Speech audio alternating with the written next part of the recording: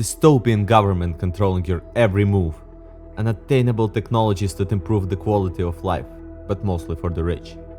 Neon lights slapped onto everything, cars, buildings, devices, even under people's skin. And samurai? Wake the f up, samurai. We have a city to burn. Cyberpunk is a fascinating theme in media, an amalgamation of genres, a glitchy cocktail of noir, sci-fi, rebellion and philosophy. It's a Black Mirror, reference intended, reflecting our world back at us, just a few steps further down the road. It's a setting where technological progress doesn't solve humanity's problems, it just amplifies them. Where knowledge is abundant, but wisdom is scarce. Where skyline glows, but the streets rot. But why are we so drawn to it? Why do we keep coming back to these rain-soaked alleys? To the clashing colors of electric dreamscapes and human despair?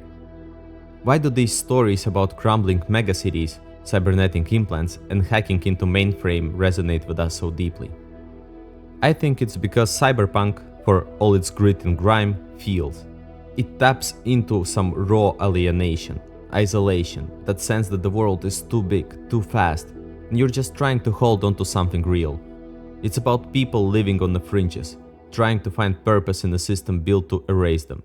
It's about identity in a world where even your memories can be hacked and sold. And it's about struggle, against the cold, clinical machinery of progress, against the suffocating grip of power. There's the strange beauty to it all, a kind of poetry in the flicker of neon through smog, in the hum of a city that never truly sleeps. Cyberpunk isn't just dystopia, it's longing. Longing for meaning, for connection, for control, in a world that wants to strip all of that away. And with it, it taps into something we feel every day. But why are we drawn to it? Well, today, my dear viewer, let's try to find out.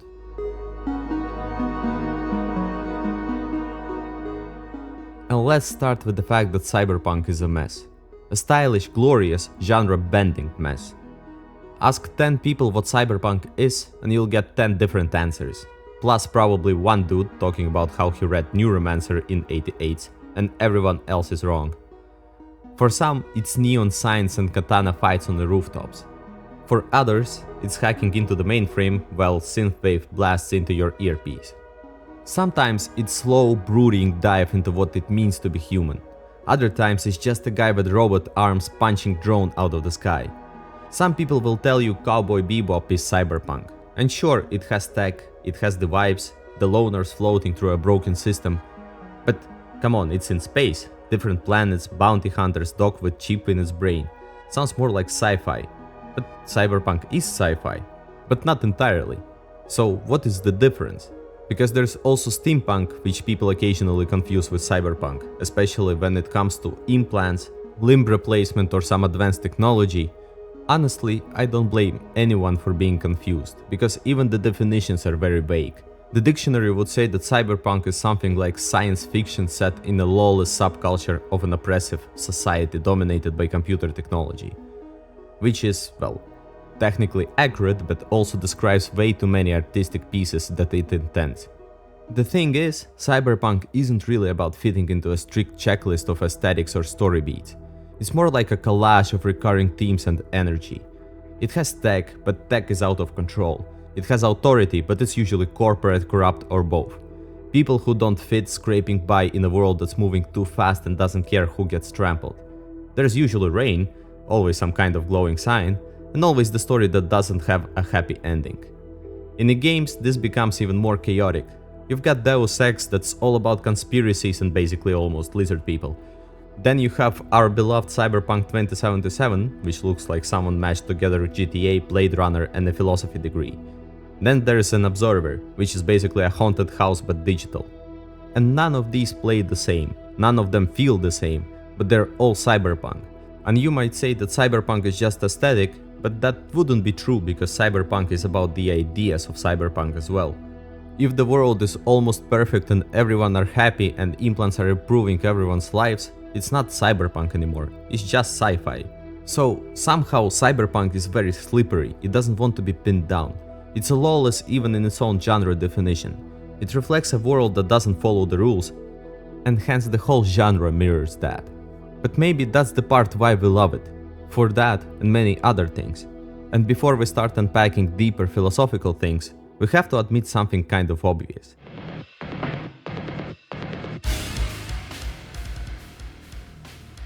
There is something undeniably cool about being built literally like a tank. Metallic arms that can crush a car, legs that can leap you up to the third floor balcony, a visor that scans people for criminal records or emotional states, wires running down your spine glowing under your skin like you're part machine, part disco ball. It's a wish fulfillment, but in a darker world. You're like some superhero, but it comes at a price. And this time, price is not being weak to kryptonite, but it's losing your humanity, losing yourself. It's not about adventure of fantasy heroes. Usually it's a story of a guy from the streets, the slum prince who has nothing to lose and everything to gain. You've got a trench coat or a leather jacket, a cigarette and trusty car that probably hasn't seen service in decades, but somehow it's still as good as most cars around you. Everything in Cyberpunk drips style, neon-drenched cityscapes, rain falling in slow motion, synth-heavy soundtracks that make everything feel 10 times more dramatic than it actually is. And the fashion, nobody dresses like a background NPC in Cyberpunk. Spikes, leather, lead tattoos, asymmetrical cuts, boots with way too many buckles. Everyone looks like they just walked out of a fashion show, but not the normal kind, but those weird ones. Cyberpunk has no accepted norms, no styles that are in trend, because almost everything is in trend all the time. You can see people literally wearing cosplay costumes as regular clothes, where one is samurai and another is neon cowboy. And it probably makes for a good jokes when they walk into the bar. In here, everyone's distinct features are turned up to 11. It's chaotic, it's loud, it's self-expressive, like fashion punk got slammed together with transhuman tech. And nobody bothered to hit the brakes. You've got people with chrome skulls having deep conversations with brain-hacked dolphins. Dudes with neon mohawks arguing politics with corporate AI. In here, all the conspiracy theories turned out to be true and all the worst qualities of humans are celebrated. If you are a detective, then you are noir detective straight from the novel. If you are a bandit, then you have monstrous implants and inhale all the illicit substances at once. We love this stuff because it gives us freedom without rules. It allows you to figure out who you are, because there is no accepted norms and no accepted things to be. You don't really have heroic archetypes like brave warrior or wise wizard. Everyone are just humans. You're not the chosen one, but then when you do something great, it looks cool, you feel like you did something really meaningful. Your characters are usually inconsequential, but they got implants, some cash, maybe a debt to a fixer, and a wish to achieve something. And this is the real world dream for many of us, to make big in a city that doesn't care. So whether it's Cyberpunk 2077 or Ghostrunner or whatever else, Cyberpunk games let you go full power fantasy and full tragic anti-hero all at once. You can be stylish and sad, violent and philosophical. It's cool in a way that grunge was cool, because it's messy and lived in and kind of broken. But being cool is not enough to be iconic. There are countless genres following cool heroes, but Cyberpunk has a distinct quality unlike any other.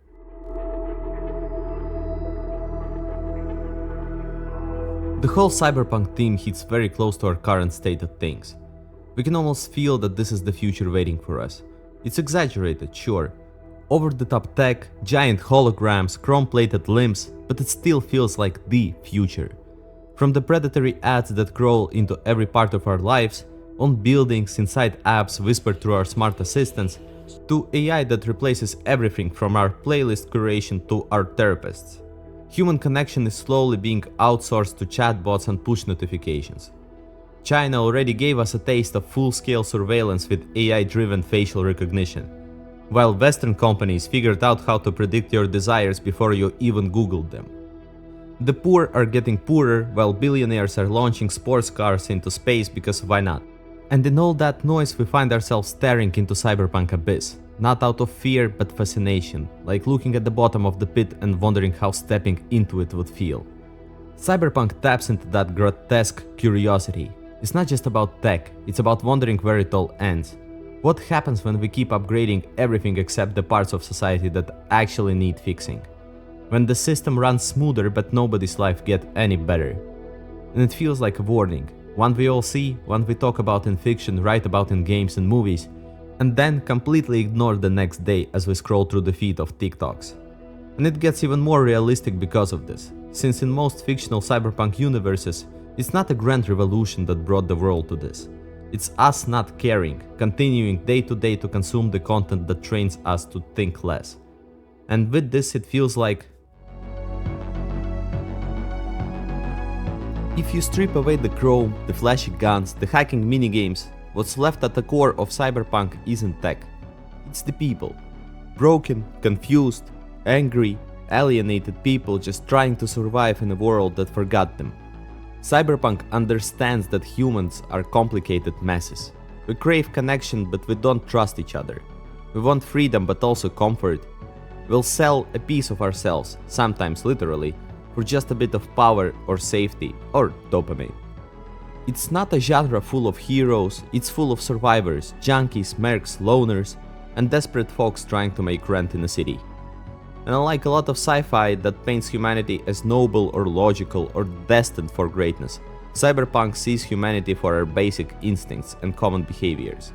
It understands that we are in big part prisoners of our vices. It's hard to break us out of bad habits, and many of us don't even want to be better.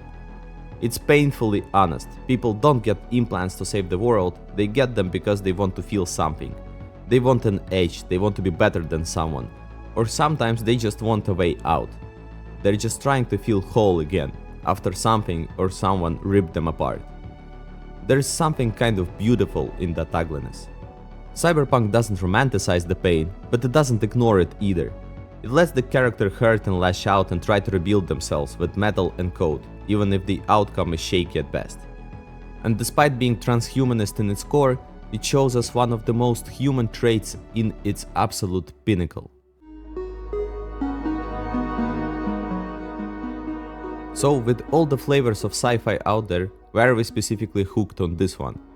Why not clean, shiny, utopian space operas with perfect ships and perfect teeth? Why not steampunk with its quirky goggles and T-powered battle mechs? Why not classic sci-fi with moral dilemmas solved by a crew of scientists and a wise alien with forehead ridges? Well, because cyberpunk is not idealist. Traditional sci-fi often dreams about the future. It asks, what if we fix things? But cyberpunk asks, what if we didn't? It's not here to inspire you, more like it's here to warn you. It's here to show you the hellscape of our own making. And knowing ourselves, we know that this makes way more sense than us making a heaven on earth with all the technology we have. Steampunk is fun for sure, but it feels like cosplay. It's whimsical, it's niche, and it doesn't really reflect the world we live in. It has a fantastical yearn for adolescent adventure, remembering something like an old Disney cartoon, like Treasure Planet. The feeling similar to romanticizing of pirates we had previously. Nowadays probably only Sea of Thieves is truly alive in that thematic, but Cyberpunk on the other hand feels like opening Twitter and reading the news but with better lighting and worse morals. And if you zoom out, it's not just Cyberpunk doing this. There is a broader shift happening across genres. People are moving away from the clean-cut heroes, the noble quests, the black and white morality. Even in fantasy we're seeing it. The Witcher, Elden Ring, Dark Souls, Game of Thrones, those are grim, morally grey, brutal worlds. Cyberpunk fits right into this shift.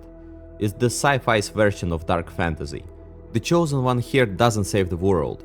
He gets betrayed, his cyberware makes him lose his mind, and he dies in a hopeless fight against clearly overpowering enemy.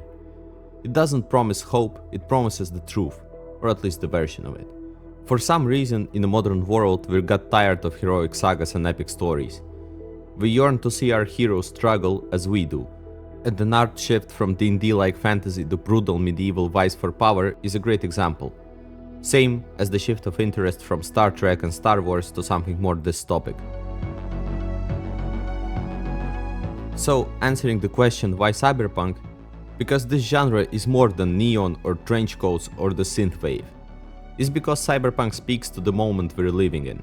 It understands that future isn't some shiny utopia, it's weird broken remix of today. It reflects how we feel, overwhelmed, overexposed, undervalued. It gives us the world where everything is spiraling out of control, but somehow you still can do something. If not to the world, then to yourself.